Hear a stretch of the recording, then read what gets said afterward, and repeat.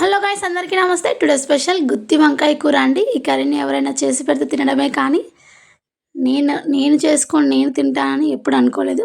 First time అయితే ఈ కర్రీని ఏ విధంగా ప్రిపేర్ చేయాలో మీతో అయితే షేర్ చేసుకుంటున్నాను. Do watch. ఆహా ఏమి రుచి అనరామై మరచి రోజు తిన్నా మరి మోజే తీరలేనిది తాజా కూరలో రాజా ఎవరండి? ఇంకా చెప్పాలా వంకాయేనండి. అవును, నిజమేనండి. మహానుభావులు సిరివెన్నెల సీతారామశాస్త్రి గారు చెప్పినట్లుగా కూరగాయల్లో వంకాయే కింగ్. మన తెలుగువారి మెనూలో ఖచ్చితంగా ఉండే కూరగాయ ఇది.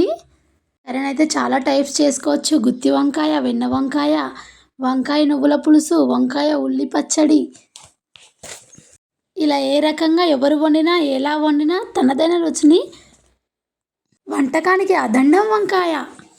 వంకాయ ప్రత్యేకత కేవలం రుచిలోనే కాదండోయ్, ఆరోగ్య ప్రయోజనాలు అందించడంలోనూ వంకాయే ద బెస్ట్. వంకాయల్లో స్వల్పంగా పిండి పదార్థాలు ఉంటాయి, చక్కెర, పీచు పదార్థాలు పుష్కలం. ఇక విటమిన్ విషయానికి వస్తే vitamin B1, B2, B3, B6, B9, vitamin C, vitamin E, vitamin K వంటివి ఉంటాయి. యాంటీ ఆక్సిడెంట్లు ఎక్కువగా, క్యాలరీలు తక్కువగా ఉంటాయండి. వీటిని అయితే ముందుగా కోసి సాల్ట్ వాటర్లో వేసి తీసి తుడిచి నేనైతే ఆయిల్లో ఫ్రై చేసుకుంటున్నాను. ఈ విధంగా ఆయిల్లో 2 to 3 minutes వేయించుకోండి. 2 సైడ్ టర్న్ చేసుకొని మంచిగా వేయించుకోండి. ఇవి ఆయిల్లో వేయించుకొని టేస్ట్ అనేది సూపర్గా ఉంటుంది. ఇప్పుడైతే ఒక గిన్నె పెట్టేసుకొని అందులో 2 చెంచాల పల్లీలను వేసి మంటను మీడియం టు హై ఫ్లేమ్లోకి అడ్జస్ట్ చేసుకుంటూ పల్లీలను నిదానంగా వేయించుకోండి. మంటను పెద్దగా వేయించుకుంటే పల్లీలు అనేవి అంత టేస్టీగా ఉండవు. మంటను చిన్నగా పెట్టి వేయించుకోండి.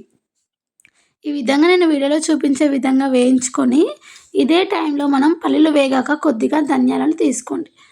2 టేబుల్ స్పూన్ ధనియాలను తీసుకొని దోరగా వేయించుకోండి. మంటను ఎప్పుడైనా మీడియం ఫ్లేమ్లోనే పెట్టి వేయించుకోండి. హై ఫ్లేమ్లో అస్సలు పెట్టకూడదు. హై ఫ్లేమ్లో పెట్టామనుకోండి తొందరగా మాడిపోతాయి, లోపల అనేది వేగవు.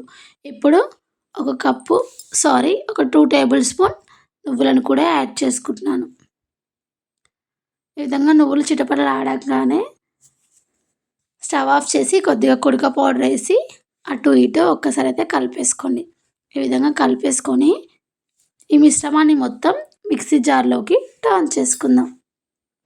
ఈ విధంగా టర్న్ చేసుకొని ఒక 5-6 జీడిపప్పులు, ఒక బగారాకు మసాలాలలో యాడ్ చేసుకొని ఒక్కసారి అయితే బ్లెండ్ చేసుకుందాం. ఈ విధంగా మిక్సీ చేసుకొని ఒక 2 పచ్చిమిర్చి, ఒక పెద్ద సైజు ఆనియన్, టమాటా, చింతపండు అనేది ఆప్షన్ అండి పూర్తిగా.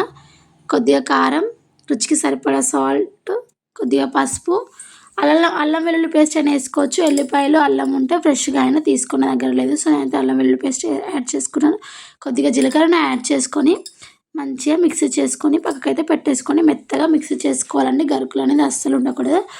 ఇప్పుడైతే కర్రీలోకి అయితే వెళ్ళిపోదాం.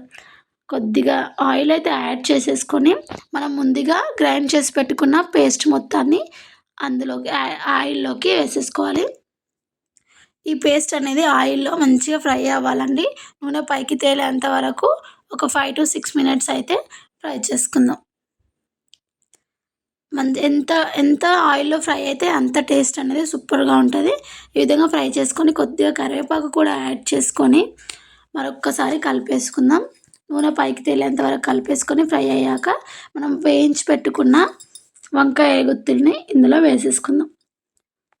ఈ విధంగా వంకాయలు వేసేసుకొని ఒక 2 to 3 minutes ఫ్రై అయ్యాక ఇప్పుడు లైట్గా వాటర్ యాడ్ చేసుకుందామండి. నేనైతే 2 glasses వాటర్ అయితే యాడ్ చేసుకున్నాను. ఈ విధంగా వాటర్ యాడ్ చేసుకొని కొద్దిగా గట్టిపడేంత వరకు, ఆయిల్ పైకి తేలేంత వరకు ఉడికించుకోవాలి. చూడండి, ఈ విధంగా ఉడికించుకుంటే సరిపోతుంది. ఈ టైంలో మనం కొత్తిమీరను చిన్నగా తురిమి యాడ్ చేసుకుంటే సరిపోతుందండి. Thank you for watching. Please subscribe to my channel. Thank you.